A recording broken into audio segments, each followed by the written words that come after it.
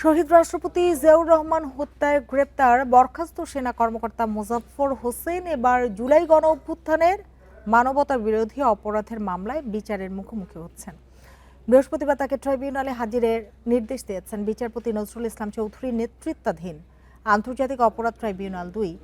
Prosecution জানিয়েছে, বিভিন্ন call রেকর্ডে তাকে আওয়ামী লীগ নেতাদের সাথে যোগাযোগের তথ্য পাওয়া গেছে।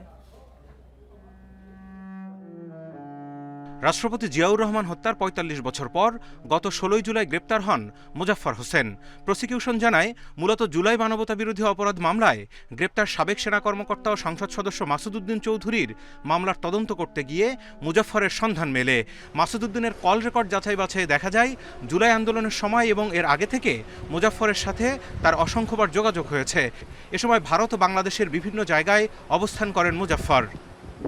চিফ প্রসিকিউটর জানান, জিয়া হত্যা মামলায় মুজাফফরের বিচার সেনা আইনে হলেও তার সাথে জুলাই মানবতা বিরোধী অপরাধের আসামিদের সাথে কী ধরনের সম্পর্ক ছিল, মাসুদউদ্দিন চৌধুরী সহ আওয়ামী লীগের অন্যান্যদের সাথে তিনি কোনো অপরাধের সহযোগী কিনা তা খতিয়ে দেখতে তাকে জিজ্ঞাসাবাদ করতে চায় তদন্ত দল।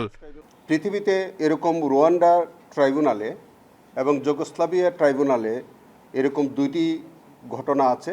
সেখানে ট্রাইব্যুনাল সরজমিনে ঘটনাস্থল পরিদর্শন করেছিলেন। যে কোনো সময় আমাদেরকে দিন তারিখ দেবেন। এই যে আয়নাগর নামীয় যে ক্রাইম সিন যেগুলো আছে সেগুলো তারা সরজমিনে পরিদর্শন করবেন।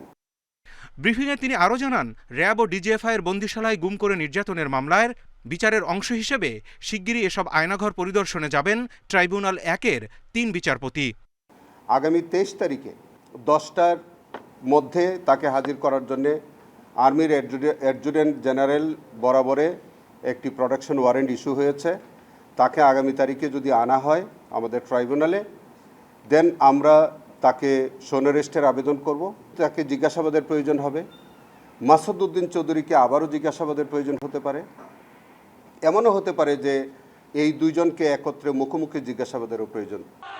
এ সময় চিফ প্রসিকিউটর আরও জানান, মঙ্গলবার বহুল আলোচিত শাপলা চত্বর হত্যাকাণ্ডের মামলায় অভিযোগপত্র দাখিলের সিদ্ধান্ত থাকলেও সবকিছু শেষ করতে আরও কয়েকদিন সময় লাগবে।